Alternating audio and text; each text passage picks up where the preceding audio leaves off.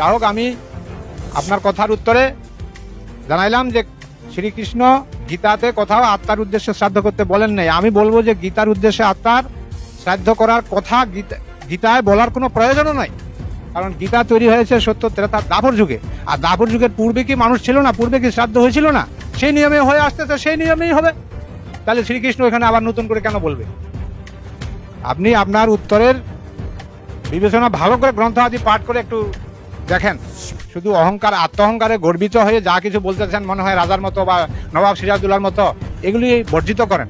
এই কৃষ্ণ নাম বা হরিনাম বা ভগবানের নাম ভক্তিপূর্ণভাবে করতে হয়, যেমন বললেন শ্রদ্ধায় করতে হয় শ্রাদ্ধ।